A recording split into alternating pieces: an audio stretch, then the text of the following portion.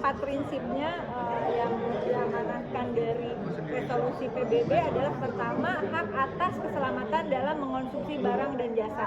Kedua, hak atas informasi yang benar, jelas, dan jujur mengenai kondisi dan jaminan barang dan atau jasa. Ketiga, hak konsumen untuk didengar pendapat dan keluhan atas barang dan jasa yang digunakan. Dan yang keempat, hak memilih barang dan atau jasa supaya tidak terjebak pada monopoli perdagangan. 4 prinsip ini menjadi penting. Nah, juga di dalam namanya panitia kerja ini kita mengawali dengan menerima masukan dari berbagai pihak, khususnya konsumen. Dan hari ini adalah pihak-pihak mereka yang terlibat dalam industri skincare ya. Nanti akan ada memanggil konsumen di sektor lainnya juga. Nah, kenapa ini juga menjadi penting catatannya adalah karena Komisi 6 juga adalah komisi perdagangan, bahwa potensi perputaran uang di industri kosmetik itu tahun 2022 saja, 2022 mencapai 90 triliun dan potensi di 2025 ini kira-kira 9,74 miliar US dollar. Silahkan dikalikan dolar dengan kurs 16.000 aja ya, udah lebih dari 100 triliun. Namun ini potensi yang juga harus diimbangi dengan perlindungan dan keselamatan konsumen tentu saja begitu.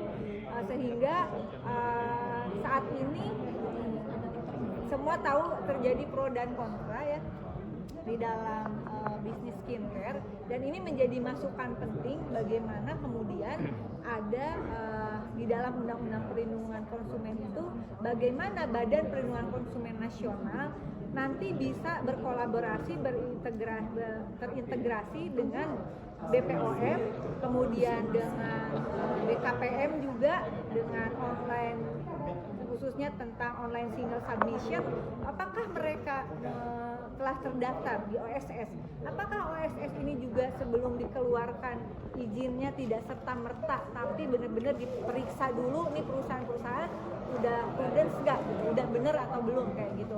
Dan kemudian juga terkait penegakan hukumnya adalah pentingnya Badan Perlindungan Konsumen Nasional ini bisa berkomunikasi secara aktif dengan LPSK, dengan kepolisian dan yang lain-lain.